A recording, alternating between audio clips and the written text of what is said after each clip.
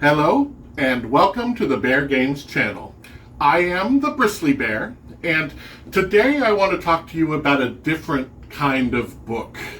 Now, I have in previous videos talked about various types of books, various genres that I have collected and read, and I've also talked about comic books and various graphic novels that I have read. But there is another type of book that has been dear to my heart since I was a little boy, and today I'm going to talk to you about pop-up books. Now, you might understandably think of pop-up books as something for children, and a lot of the ones that we grew up with were specifically designed for children. However, over the years, they have certainly become much more intricate and sophisticated, and very much with adults or more mature readers in mind. I believe, in fact, that at this point, many of them could even be considered works of art. There are many surprising elements built into them nowadays, beyond just the impressive fold-out 3D display. Many of them have moving parts, tricks to fool the eye visually, hidden pictures that are revealed when a certain tab is pulled, and many other awesome designs. In one example, I'm going to show you the entire book is crafted so that it can fold out into an entire map. So stick with me, and I am going to introduce you to the wonders of the modern pop-up book. And if you haven't subscribed to my channel, please do. And if you're enjoying this video, give it a like so that it'll be brought to the attention of more people who might enjoy it. Now, you may be surprised to learn that pop-up books are a subcategory of what is called paper engineering. And this paper engineering dates back as far as the 13th century. However, these manuscripts were definitely not created for children.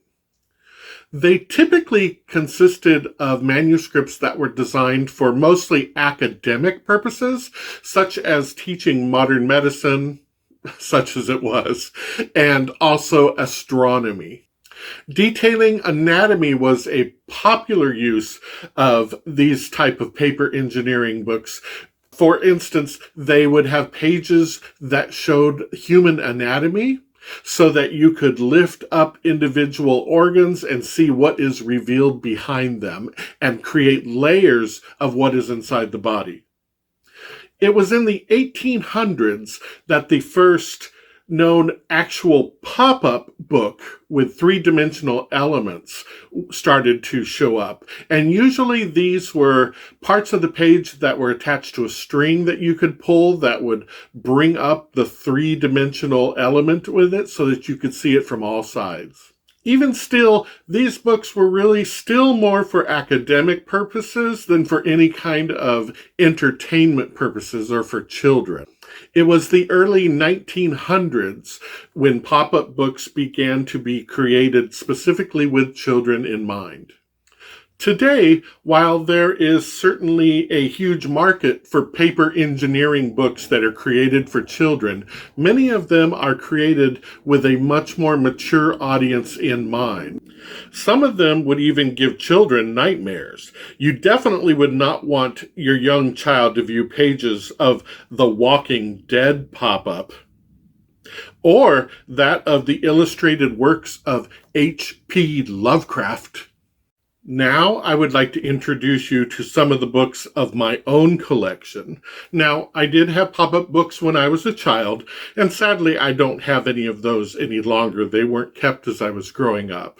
The oldest one I currently have is from 1988, and it is based on the Andrew Lloyd Webber musical Phantom of the Opera. It beautifully features elements such as hidden figures and what are called transformations, such as this mirror reveal scene.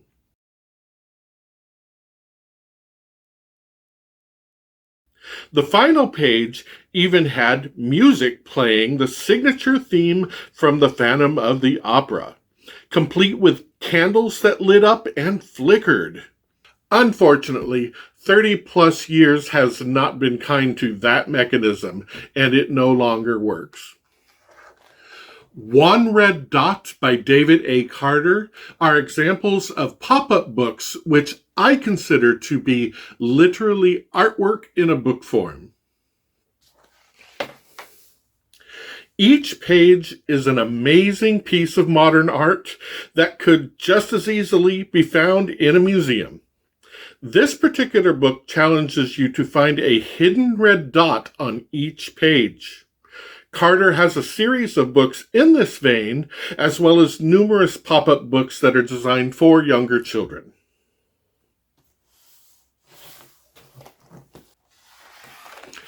Alice's Adventures in Wonderland by Robert Sabuda has some of my favorite elements that I find in pop-up books. Probably my absolute favorite is the tunnel book format of Alice falling down the rabbit hole. It's such an inspired idea that I wish I could show you better than I'm able to capture it on this camera. But so many of its pages showcase beautiful examples of chapters of Lewis Carroll's book.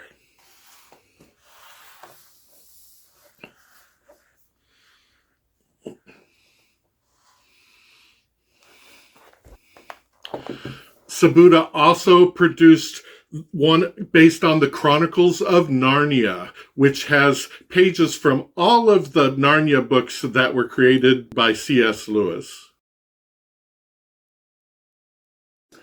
Lastly, I'd like to showcase a couple of the books that are created by a paper engineer called Matthew Reinhardt.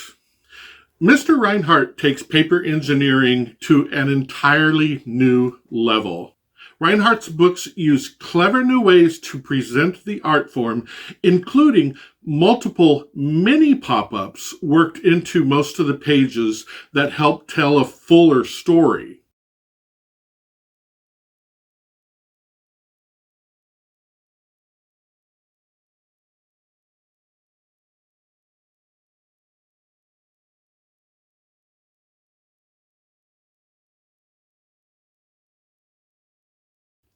And he's designed some of his books, notably the Game of Thrones books, so that the pages can completely fold out to create one large tableau, such as the entire map of Westeros, modeled to look similar to the opening credits of the TV series.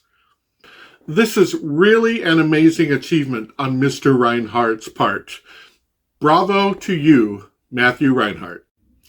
So there you have it. I've shown you some of my collection of pop-up books and paper engineering books. I hope that it's been interesting for you and maybe will make you want to even go out or get online and look up some of these books. You might want to start collecting them like I do as well. As always, thank you so much for coming to my channel. Again, if you could like and subscribe, that would be very much appreciated. Otherwise, I hope that you enjoy your reading and have a very great day.